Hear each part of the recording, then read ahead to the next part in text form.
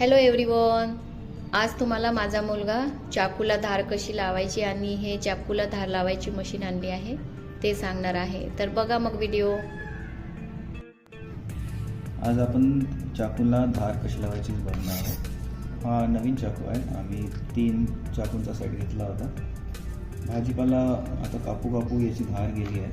आता तेवढी काही सुईत नाही राहिली आहे आणि याला सुईत करायसाठी आम्ही हे धार लावायची मशीन घेतली आहे. ही खूप इझिली निघतं. याच्याने धार लागतं. याचा एक हँडल आहे चांगलं स्टेबल ठेवण्यासाठी. धुवायला पण खूप इझी जाते आणि मग हे परत इथे लागून जातं. याला 3 धार लावायचे ग्राइंडर्स आहे. हे खूप खुरदरसाठी आहे, ही थोडं मीडियम आहे आणि हे खूप हाय स्मूथसाठी आहे. आपला चाकू नवीन असल्याने मी ही खराब नाही करणार, कारण की धार माझी इनफ आहे जे स्मूथमध्ये काम येऊन जाईल.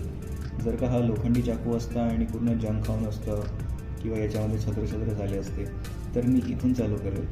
इथे थोडा वेळ झाल्यानंतर मग मी इथे शिफ्ट होईल, इथे झाल्यानंतर मग मी इथे शिफ्ट होईल. तर हे अशा प्रकारे नॉर्मलपासून तर फुल हाय स्मूथनेसपर्यंत घेऊन जातात. आता तेवढी धार नाही राहिली आहे. हे टमाटर बघा, आता आपण कापून बघू. जेवढा असं स्मूथ गेला पाहिजे तेवढा स्मूथ नाही जात. आता याला आपण धार लावल्यानंतर चेक करू. धार लावताना थोडं गरम होतं चाकू, म्हणून थोडं पाणी लावून थोडं थंड पण करायला लागतं. म्हणून असं वाटीमध्ये तुम्हाला दाखवण्यासाठी करतोय, नाहीतर रेग्युलरली आम्ही नळाखाली सरळ ठेवून देतो हा चाकू.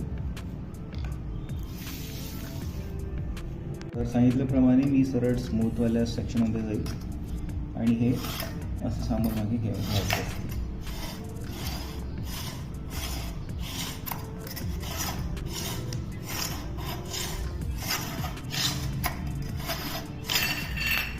हे गरम होते म्हणून थोडं पाणी टाकून थंड करत जावं लागतं.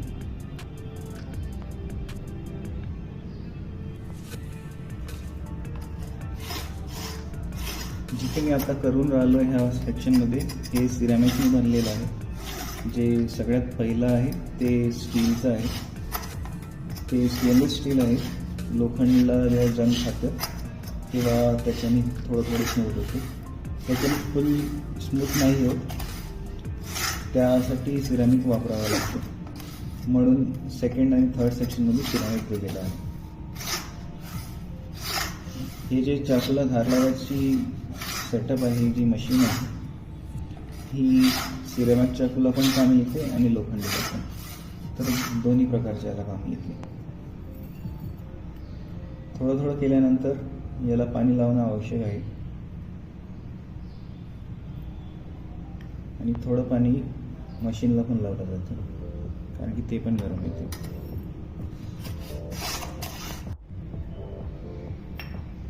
ह्या चाकूला पेंट लागलेला आहे. ती फुल स्टीलची ब्लेड आहे, पट्टी आहे आणि त्याच्यावरती यांनी ब्लॅक कलरचा पेंट केलेला आहे दुकानदारांनी आणि मग खालून त्याला पॉलिश केलेलं आहे. तर आता जेव्हा मी हे करून राहिलो आहे तर काय होतं, हे खालची जी लेअर एकदम बारीकशी जी लेअर आहे जे आता खराब झालेली आहे ती घासून ही काढून टाकतोय. म्हणजे ही जी शायनी लेअर दिसते ही हळूहळू मागे चालली आहे आणि हा पेंट पण निघून राहिला आहे. हा पेंट निघल्यामुळे आता तुम्हाला खाली पाण्याचा कलर अगर बघाल तर थोडं काळपट येत आहे, कारण की त्यामध्ये पेंट बघा.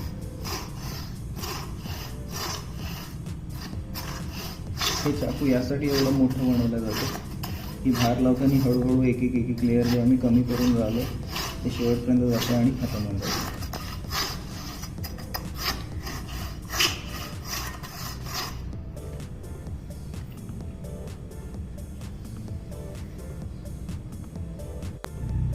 आता याची धार थोडी छान झाली आहे. मी खूप जास्त नाही करत. परत हे जेव्हा मशीन आहे आपल्याकडे तर कशाला खूप जास्त धार लावायची, कारण की हात कापायची पण भीती असते. मी मीडियमपर्यंतच ठेवतो, खूप जास्त नाही करत. अदामध्ये चेक करत जातो कसं आहे. आता बघा किती इझिली कापून राहिला आहे.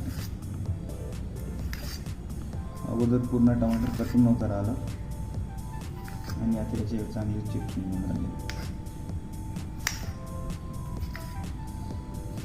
खरं तर एवढी धार पण मी नाही लावत, थोडी कमीच ठेवतो. आज थोडी जास्त झाली आहे तुम्हाला दाखवायसाठी.